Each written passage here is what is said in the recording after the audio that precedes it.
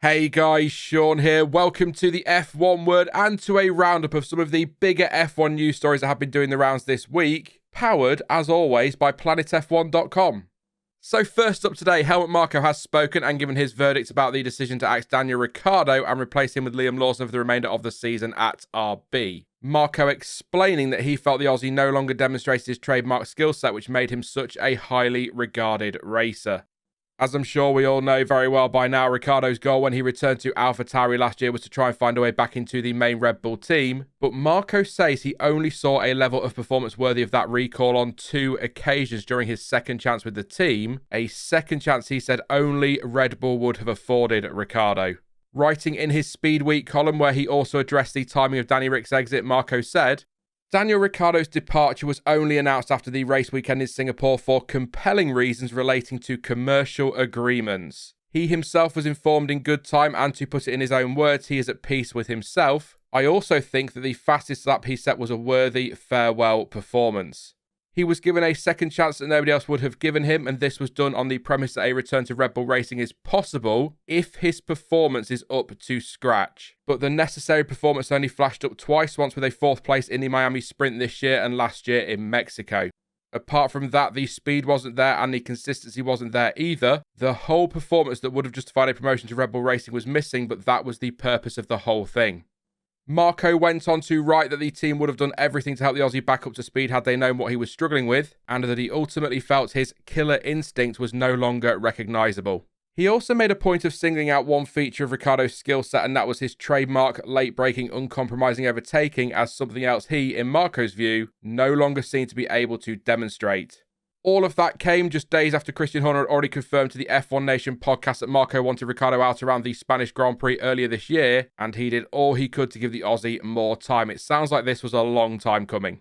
Marko's comments were not exactly surprising, because if he had been showing the speed and consistency needed, he would still be in the RB or would have been promoted to Red Bull by now. It is interesting, though, that he says Ricciardo was informed of his impending exit in good time, and that the timing was for commercial reasons. It's a real shame they couldn't have ironed all of that out in some way before Singapore, though, if for no other reason than to give the Aussie a proper send-off and not to leave him to face the media without being able to offer the answers they were ultimately looking for. Moving on, and earlier this week it was announced that the Renault Group plans to pull the plug on its F1 2026 engine program and transform the manufacturing facility at Viry-Châtillon into a state-of-the-art engineering hub. Brace yourself for some cracking pronunciation in this part. September 30th marked the deadline for the negotiations between the Renault Group and the employees at Viry that have been underway since former Alpine team boss Bruno Faman revealed that a transformation project had been proposed for the factory. Following a meeting with Renault CEO Luca De Meo, the Staff Representative Council, that's the brace yourself, Comité Social et Économique, sorry about the pronunciation, we'll go with CSE from here on out, outlined their alarm at seeing the likely end of the F1 engine programme.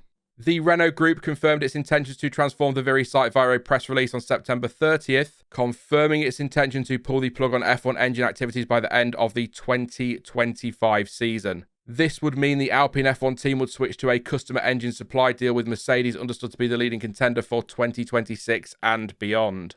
However, as you might expect, staff are not happy, saying that the announcement has been met with the unanimous unfavourable opinion of the Alpine Racing Works Council, and a statement issued to planetf1.com by the CSE read, all the staff representatives representing the voice of the employees and a majority of the stakeholders regret and deplore the decision to stop using F1 engines in 2026. This choice has been endorsed by the group, which wishes to reduce the financial risk associated with F1, even though no serious study has been carried out to assess the impact on future sales and the prestige of the brand.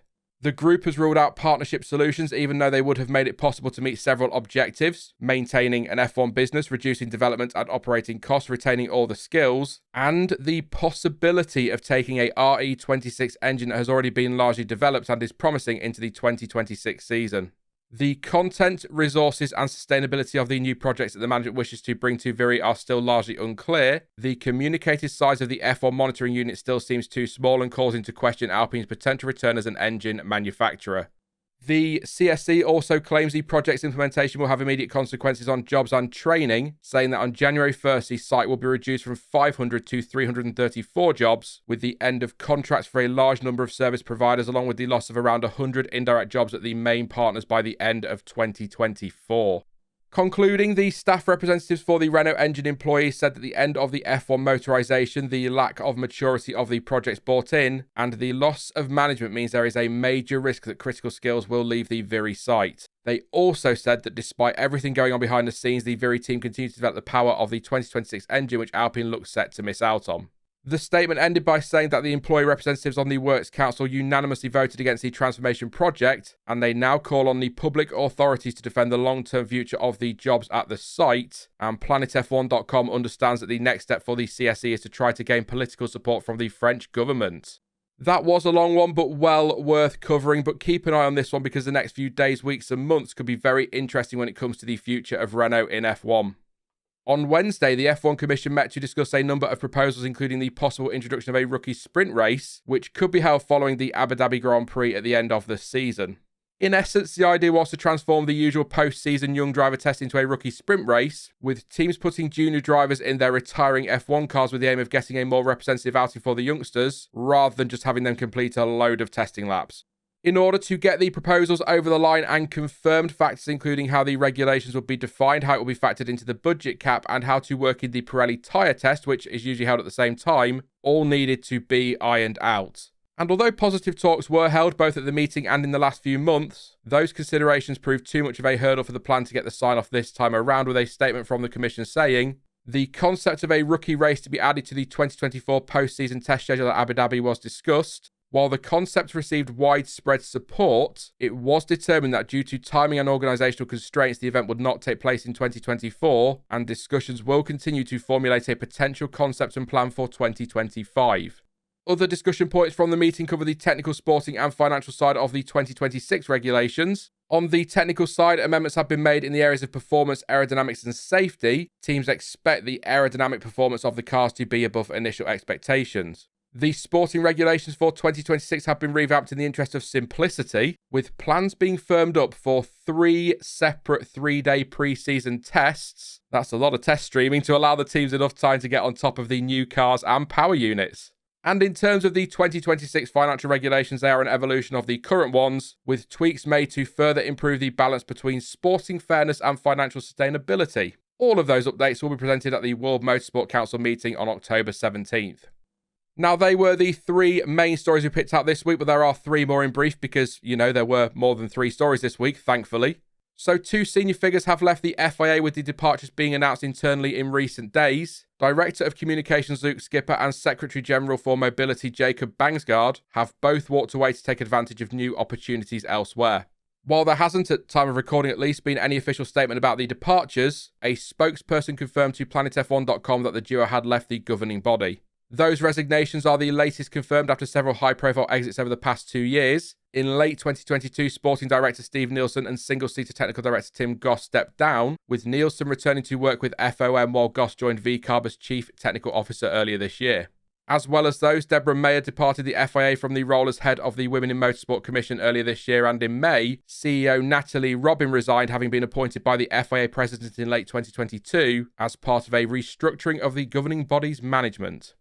Liam Lawson has replaced Daniel Ricciardo at RB for the rest of the season. That's not the news bit. I'm fairly sure you all know that by now. But before he has even turned a wheel in anger, he will have to take an engine penalty at the United States Grand Prix later this month. But why the penalty? After all, he hasn't even raced the car yet. Well, as per the regulations, F1 engine allocations are tied to the car rather than the driver, and so Lawson will inherit Ricciardo's pool of power unit components for the last 6 rounds of 2024. Therefore, as he needs new components, he will get slapped with a 10-place grid drop in Austin, something Christian Horner described when speaking on the F1 Nation podcast as a bit of a soft landing or soft re-entry after a 12-month absence from the sport for Lawson.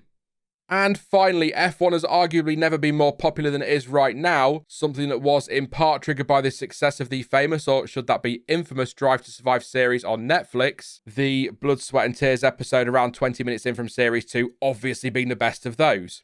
But anyway, this week, F1 announced a major global partnership starting in 2025 with the luxury brands group LVMH in a reported $1 billion deal. Yes, you heard that correctly. The partnership carries a reported value of $100 million per season for Formula One and is set to feature a range of LVMH's iconic names, such as Louis Vuitton, Moet Hennessy and Tag Heuer, the tie-up being referred to as an unprecedented agreement. It will be interesting to see what happens with the Tag Heuer side of things, given that Rolex is already a major sponsor for the sport. And actually, on that note, various outlets are suggesting that Rolex will leave F1 at the end of the 2024 season. Time will tell. Do you see what I did there? Time. Yeah, watches. Time. Sorry, I'll get my coat.